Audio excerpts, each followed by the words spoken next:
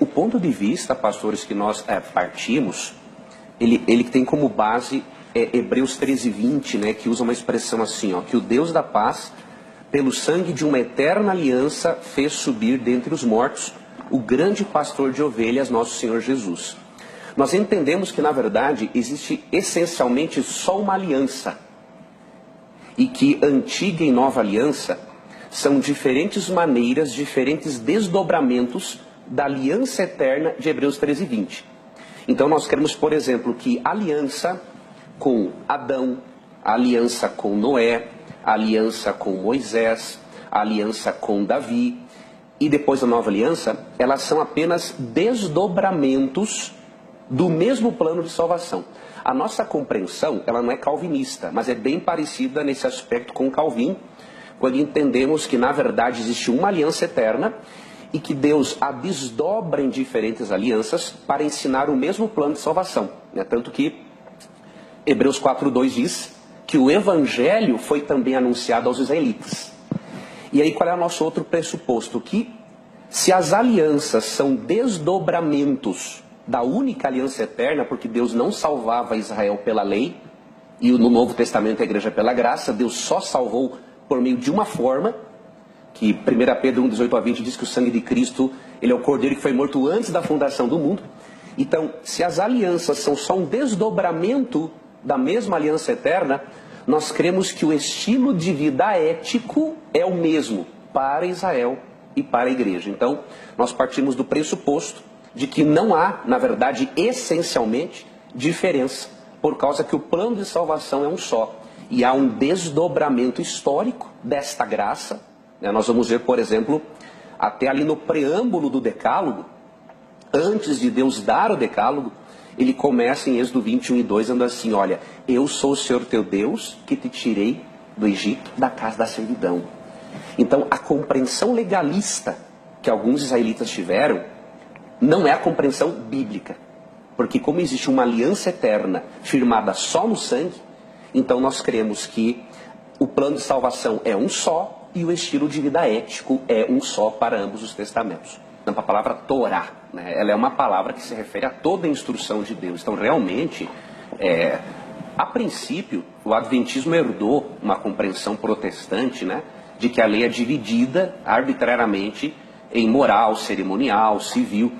Hoje a nossa linha teológica não tem mais essa tendência, né? Nós cremos realmente que a lei é uma coisa só. Mas, mesmo ela sendo uma coisa só, nós cremos que há aspectos, diríamos assim, não uma divisão arbitrária, né? Mas a lei de Moisés tem aspectos de ordem moral, cerimonial, civil. E como que nós entendemos, querido pastor, esses aspectos? Nós cremos que todo o ritual do santuário, né, esse aspecto cerimonial da lei, não que eu quero dividir arbitrariamente, porque realmente não é o correto, né? Esses aspectos eram um recurso pedagógico de Deus para ensinar o plano de salvação. Então, por que nós diferenciamos antiga e nova aliança? Nós cremos que toda a função, né, do aspecto cerimonial, ele se cumpre, ou melhor, ele encontra a sua função cumprida em Cristo. Hoje nós nem gostamos mais de usar essa expressão que nós usávamos no passado, né? Abolição da lei cerimonial. Não, nós cremos que, na verdade, a função foi transferida para Cristo. Agora, não usamos mais esse recurso pedagógico, porque tudo isso é evidenciado na vida, morte e ministério de Cristo, né? Então, nós cremos que essa função cerimonial transfere-se para Ele. Agora, na questão da lei, mesmo que essa função ela tenha encontrado o seu cumprimento em Cristo, quando nós estudamos ali o Sermão do Monte, do capítulo 5 ao 7, né, tem um termo ali, em Mateus 5,17, que ele fala assim, não penseis que vim abolir a lei ou os profetas, que é a lei de Moisés e o resto do Antigo Testamento, vim cumprir. A palavra plerô ali no grego, o sentido é ampliar, encher. E é o que ele exatamente faz. Do capítulo 5 ao 7, ele amplia uma série de mandamentos da lei de Moisés que não envolve realmente só o aspecto de ordem moral. Ele amplia o significado de jurar, né, de adultério, ele amplia o significado de repúdio. Não esquece de fazer a pergunta. Né? Realmente. Então nós vemos que, na verdade, a função de Cristo com a sua morte na cruz foi salvar o pecador dessa condenação da lei, e ele amplia né, a compreensão da lei, tirando essa visão mais legalista que tinha. E aí a pergunta, pastor, que eu faço para analisar, é com base na tradução de Romanos 10:4. Por exemplo, a NVT e a tradução ecumênica da Bíblia apresentam assim que o objetivo, ao invés de fim no sentido de término, né, ela apresenta assim, o objetivo da lei é Cristo.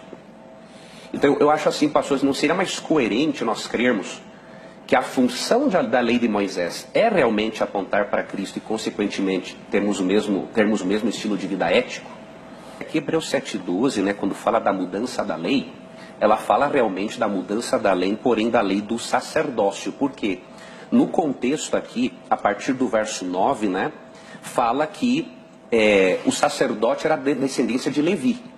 Só que Cristo mudou essa lei do sacerdócio porque ele não era descendente de Levi, mas de Judá. Então aqui fala realmente que na nova aliança, que na verdade é só uma forma de dizer que o plano de salvação ele foi concretizado melhor em Cristo, houve essa mudança da lei do sacerdócio, não necessariamente do decálogo. E aqui no capítulo 8, verso 10, interessante, quando ele repete a promessa de Jeremias 31 a 34, ele mostra que o estilo de vida ético do cristão é o mesmo de Israel no Antigo Testamento. Então, citando Jeremias 31, Hebreus 8:10, diz assim, ó: pois eis a aliança que me aliarei com a casa de Israel. Estou aqui na tradução ecumênica da Bíblia. Após esses dias o Senhor, ao dar as minhas leis, é na sua mente e no seu coração que as inscreverei. Tornar-me-ei seu Deus, e eles se tornarão meu povo. Então, na verdade, mesmo que mude-se a lei do sacerdócio, né, agora é um descendente de Judá e não de Levi, que é o nosso grande sumo sacerdote. De acordo com Hebreus 8:10, o estilo de vida ético ele continua, com uma grande diferença, né? Não pela letra da lei, né, mas pela produção desses princípios morais pelo Espírito Santo. Então nós não vemos aqui uma substituição do decálogo, mas um propósito de Deus de implantar os seus princípios de amor em mim. Agora é óbvio, né? Se eu tiver uma visão legalista da lei, aí eu estou suplantando a graça realmente. Porque Efésios 2:8-10, para mim, tem o melhor resumo sobre esse assunto. Né? Os versos 8 e 9 falam assim: pela graça sois salvos, mediante a fé, não vem de vós, é dom de Deus, não de obras para quem se glorie. Mas o verso 10 é assim: pois somos feitura dele, criados em Cristo Jesus, para as boas obras. Então, muitos israelitas tiveram essa dificuldade de entender na época. Eles achavam que a lei ela era um meio, né, de chegar a Jesus. E não pode ser assim. A lei ela tem que ser o resultado de uma vida de santificação. E óbvio, nós não podemos tapar o sol com a peneira. Nós só vamos cumprir plenamente essa lei na glorificação. Hoje a única obediência que nos salva, né, de acordo com Romanos 5:18, é de Cristo. É a obediência dele que substitui a minha. Mas percebemos uma continuidade do decálogo, não é, na nova aliança por causa de Hebreus 8:10. Né?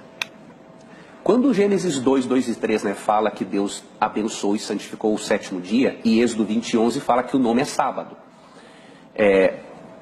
Hoje alguns eruditos já estão assim deixando de lado aquele argumento o seguinte: bom, já que Deus não deu uma ordem direta para Adão e Eva guardar o sábado, quer dizer que aquele repouso, aquele cessar de atividades foi só de Deus. Hoje os eruditos estão entendendo o seguinte, que o exemplo de Deus ele é tão forte quanto uma ordem prescritiva de Deus. Então, se ele cessa as suas atividades, nós percebemos que, sendo que não existia ainda o pecado no Éden, antes do capítulo 3, né, e Deus institui o sábado, o abençoa e o santifica, isso é uma evidência de que o sábado não tem uma dependência cerimonial, mesmo que venha a ter depois um aspecto cerimonial também. Então ele começa lá no Gênesis. Mateus 24:20, quando Cristo, pastor, profetiza ali a destruição de Jerusalém no ano 70, depois de Cristo, ele diz assim: orem para que a fuga de vocês não seja no inverno e nem no sábado. Veja, ele não está defendendo o sábado ali, é óbvio no contexto, mas o que ele está nos deixando nas entrelinhas? Que 70 anos depois da cruz, o sábado continuará sendo observado pelos judeus cristãos. E um outro detalhe interessante, Hebreus 4, quando fala do descanso na graça, né, ali não é o sábado o tema de Hebreus 4, é o descanso na graça em Cristo, é o descanso do Messias. Interessante, também 70 anos depois da cruz, o dia da semana que ele usa como exemplo do descanso na graça não é o domingo, é o sábado. Indicando o quê? Que 70 anos após a cruz, o sábado continuou sendo observado. Do contrário, o texto de Hebreus 4 não teria sentido para eles, né? Eu creio, pastor, que eu achei interessante esse comentário histórico, muito interessante. Eu creio que o Apocalipse 1:10, eu continuo crendo que João se refere ali ao sábado como o dia do Senhor, por alguns motivos. Primeiramente, esse Apocalipse 14:7. Quando ele convida, né, ele dá das últimas mensagens de Deus para o mundo, né? Ele prega o evangelho eterno, contextualizado em 3 mensagens que nós chamamos 3 mensagens angélicas. Neste convite, nessa primeira mensagem angélica, nesse primeiro grande recado de Deus para as pessoas dos últimos dias, no verso 7 diz assim, ó: temei a Deus e rendei-lhe glória, pois ela chegou a hora do seu julgamento. Adorai aquele que fez os céus, a terra, o mar e as fontes das águas. Isso aqui é uma transcrição, é uma paráfrase, na verdade, de Êxodo 20:11. Êxodo 20:11, quando dá razão para guardarmos o sábado, diz assim: porque em 6 dias fez o Senhor os céus, a terra, o mar e tudo o que neles há. Então, para o público de João, seria muito estranho ser uma referência ao domingo como o dia do Senhor, se alguns capítulos adiante, no capítulo 14:7, ao ele convidar as pessoas para adorarem a Deus, ele faz uma paráfrase do 4º mandamento. Então, mesmo que na tradição eclesiástica com o tempo, né, o domingo tenha surgido, nós não vemos, querido pastor, evidência bíblica para isso. Nós não conseguimos ver evidência bíblica para isso, até porque muito da linguagem do Apocalipse que João usou para escrever o seu livro, ele tira do Antigo Testamento, especialmente de Daniel e Ezequiel. E uma coisa interessante, que da Ezequiel, que é uma das bases, né, da linguagem simbólica do Apocalipse, Ezequiel chama o sábado, em Ezequiel 20, versos 12, 20 e 21, de um sinal, um selo de adoração a Deus. Então, se ele falasse do domingo em Apocalipse 1:10, ele estaria indo contra a própria base teológica dele em Ezequiel, de onde ele extraiu muitos símbolos do Apocalipse. Então nós vemos mais coerência, pastor, a continuidade do sábado no pensamento de João. Não uma observância legalista, e ficar bem claro, né? Infelizmente, eu já vi, pastor, na minha própria igreja, né, alguns membros terem uma compreensão, né, se guardar o sábado, você está salvo, se não está, você não está salvo. Não, isso nem condiz com o que Ellen White ensina sobre o assunto. Tem muito adventista, infelizmente, pastor, que nem conhece o que a própria Ellen White escreveu sobre o assunto. Então, no Grande Conflito, por exemplo, página 449, ela é bem clara em dizer que muitos cristãos de gerações passadas que guardaram o domingo pensando ser o sábado, Deus vai considerar a sinceridade dessas pessoas.